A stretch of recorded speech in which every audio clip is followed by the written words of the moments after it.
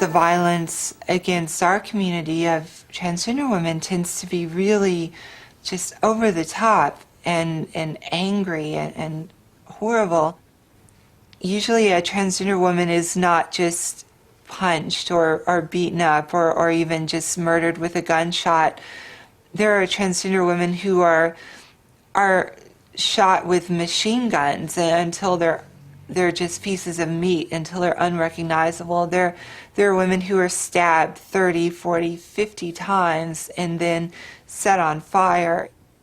If you can just imagine physically the time it would take to stab someone 40 times. An everyday scene. 4 friends out for lunch. On the surface, nothing remarkable. Nothing to suggest that 2 of these women are at risk, and never more so should they fall in love. In 1999, I met a soldier named Barry who was able to see me as the woman I am and who loved me for the person that I am. At a certain point, his fellow soldiers discovered that the girlfriend that he talked about so much was a transsexual. You know, they discovered that I was transsexual.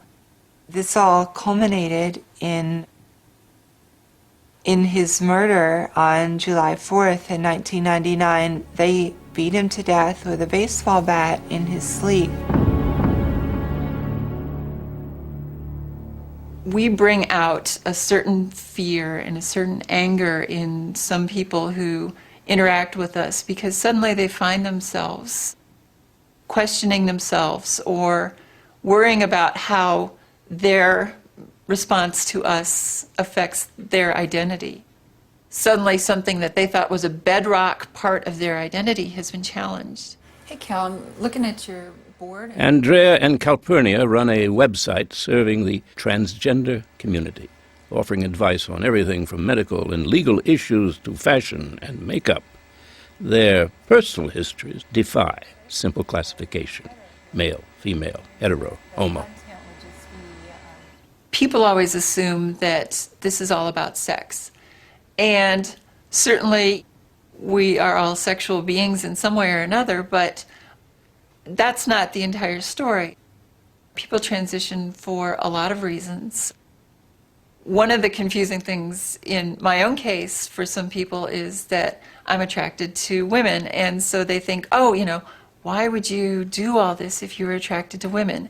And I think it really points out that this isn't about who you want to be with, it's about who you are. People want to have this nice, simple, black and white, binary world where everything's easily compartmentalized. But there's always going to be people who challenge those categories, and that's what we do with gender and sex and sexuality.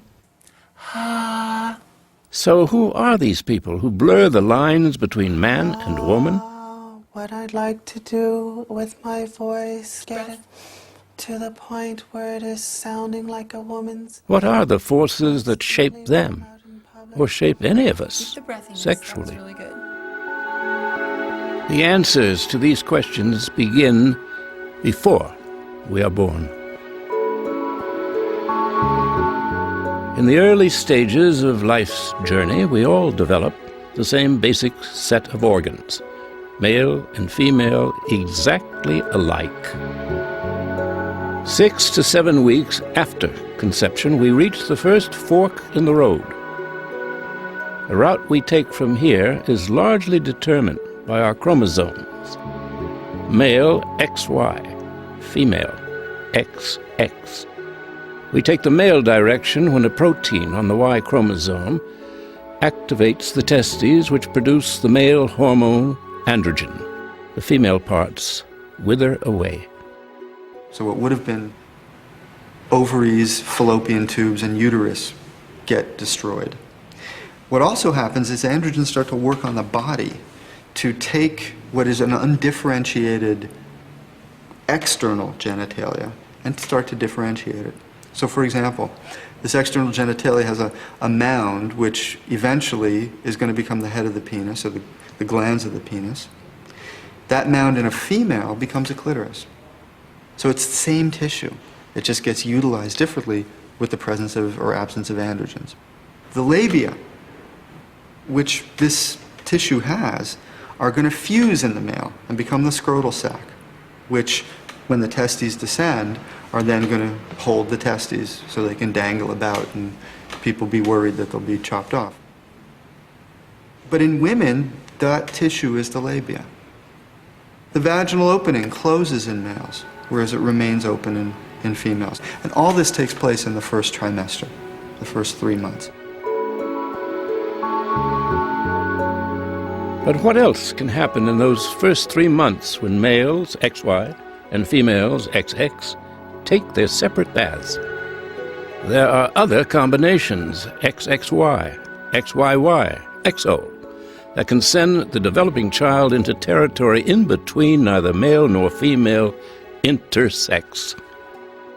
With intersex, one of the things that can happen is that the phallus can be halfway in between. You can have something that looks like a penis, but the opening is on the side. Or you can have something that looks like a clitoris, but is quite large. 1 person in 100 has a body that differs from what doctors consider standard male or female. That's over 4,000 people in a city this size. In our culture, the idea of an intermediate sex seems threatening, and the whole issue has been shrouded in secrecy. Recently, though, people with these conditions have stepped out of the shadows